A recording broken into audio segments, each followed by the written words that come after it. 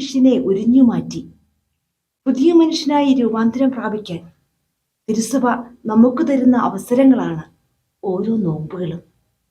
നോമ്പിൽ ഭക്ഷണപാനീയങ്ങൾ വർജിക്കുന്നതിലല്ല, മനസ്സിന്റെ പരിവർത്തനത്തിനാണ് പ്രാധാന്യം നൽകേണ്ടത്. ഈശോയുടെ പീഡാനുഭവ യാത്രയിൽ ഭാഗവാക്കുകളായ വ്യക്തിത്വങ്ങൾക്ക് നമ്മുടെ ജീവിതവുമായി എന്തെങ്കിലും ബന്ധമുണ്ടോ എന്ന് നമുക്ക് പരിശോധിച്ച് നോക്കാം. ഈശോയ്ക്കു പകരം മോചിതനായ ബറാബാസിനെ കുറിച്ചാണ് നാം ചിന്തിക്കുന്നത്. ആരാണ് ബറാബാസ്? വിശുദ്ധ ഗ്രന്ഥം പറയുന്നു, ബറാബാസ് കൊള്ളക്കാരനും കൊലപാതകയും അക്രമിയുമായിരുന്നുവെന്ന്. ലോകത്തെ നശിപ്പിക്കാൻ ഇറങ്ങിപ്പുറപ്പെട്ടവനെ തുറന്നുവിടുകയും ലോകത്തെ രക്ഷിക്കാൻ വന്നവനെ കുരിശിൽ തറച്ച് കൊല്ലുകയുമാണ് ചെയ്തത്. ബറാബാസ് ഇവിടെ ഒരു നിശബ്ദ കഥാപാത്രമാണ്. ലോകത്തിൽ നാശം വിതയ്ക്കുന്ന എന്തും ബറാബാസിന്റെ പ്രതിരൂപങ്ങളുമാണ്. സമൂഹത്തിന് നാശം വിതയ്ക്കുന്ന ഏതൊന്നിനെയും സമൂഹവുമായി ബന്ധപ്പെടാതെ മാറ്റി നിർത്തേണ്ടതുണ്ട്.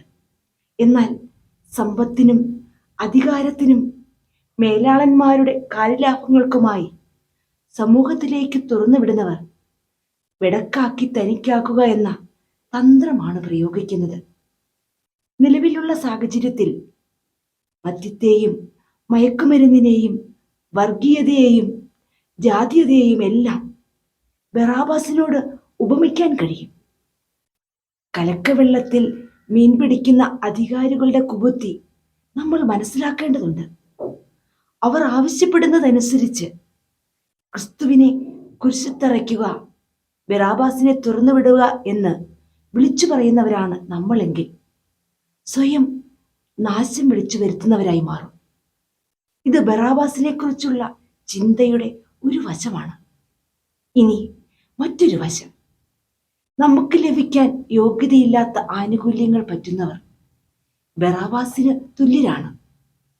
ദരിദ്രർക്കും ആലംബഹീനർക്കും അംഗഹീനർക്കുമായി നീക്കി വെച്ചിരിക്കുന്നവയെ തട്ടിയെടുക്കുന്നവർ എല്ലാം ഈ ഗണത്തിൽപ്പെടും.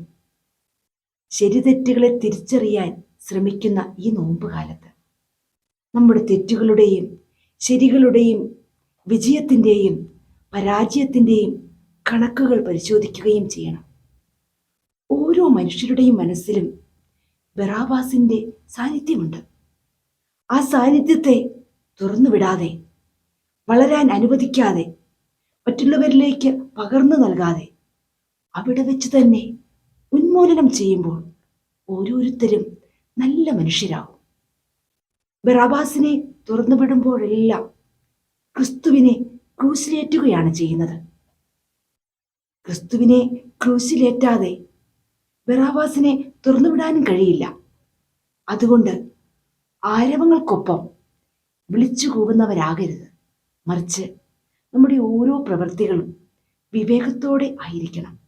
അതിനായി ദൈവം എല്ലാവരെയും അനുഗ്രഹിക്കട്ടെ. ആമേൻ.